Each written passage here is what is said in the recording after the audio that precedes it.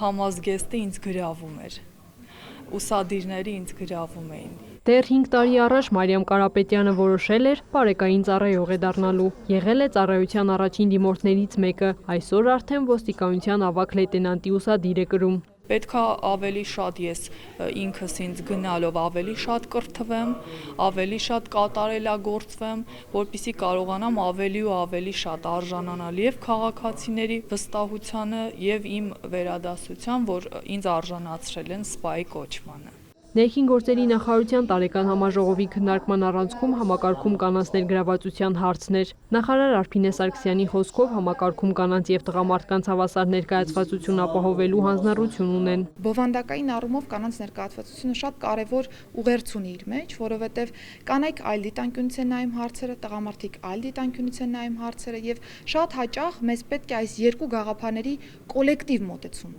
Սա է պատճառը, որ մենք ուզում ենք համակարգում տեսնել հավասար ներկայացվածություն թե կանանց եւ թե տղամարդկանց, որպեսզի հարցերին ամփոփ հայացքը ավելի շատ լինի, ավելի օբյեկտիվ լինի եւ կարողանանք օգտագործելով երկու սեռերի ներուժը ավելի ճիշտ կերպով ներկայանալ հանրությանին։ Նախարարի խոսքով վերջին տարիներին համակարգ մուտք գործելու պայմանները եւս փոխվել են, վերացվել են քաշին, հասակին եւ տարիքին առնչվող սահմանափակումները, որպեսզի ավելի շատ կանայք կարողանան համալրել ոստիկանության շարքերը։ Եթե 2024-ին ներքին գործերի համակարգում կանանց ներգրավվածությունը կազմել է 17.7%, ապա 2025-ին արդեն եղել է 19.9։ Ներքին գործերի նախարարության մի շարք գործառույթների թվայնացում, դրական միգրացիոն սալդո, վիզաների ազատականացման գործընթացում գրանցված հաջողություններ 2025-ի արդյունքներն են։ Համաժողովում ներկայացվեցին նաև առաջիկա ծրագրերը։ Նախարարի մամուլի քարտուղարի խոսքով ակտիվ փուլ է մտել Հայաստանում նոր կենսաչափական համակարգներ դնելու գործընթացը։ Նախատեսված է հիմնել միգրացիայի եւ քաղաքացիության ծառայության 23 կես գրասենյակներ, որոնցից 21-ը տեղակայված են լինելու մարզերում, 2-ը Երևանում,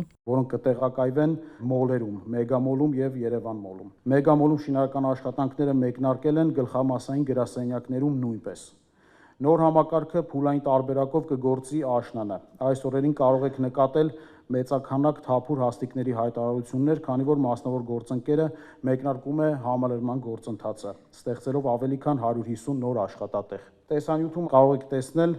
այստեղ են տեղակայվելու միգրացիա եւ քաղաքացիության ծառայության եւ մասնավոր գործընկերոջ աշխատակազմերը միաժամանակ։ 2025 թվականին ավելացել է բացահայտումների թիվը։ Եթե 2024-ին պարեկային ծառայողները բացահայտել են հանցագործության 11695, ապա 2025-ին 14747 դեպք։ 2024-ի համեմատ 667-ով ավելացել է նաև առգրավված, հայտնաբերված եւ կամավոր հանձնված հրազենի թվականակը, հասնելով 2246-ի։ Նախորդ տարի բացահայտվել է նաև պետությանը եւ համայնքին պատճառված ավելի քան 25 միլիարդի նյութական վնաս։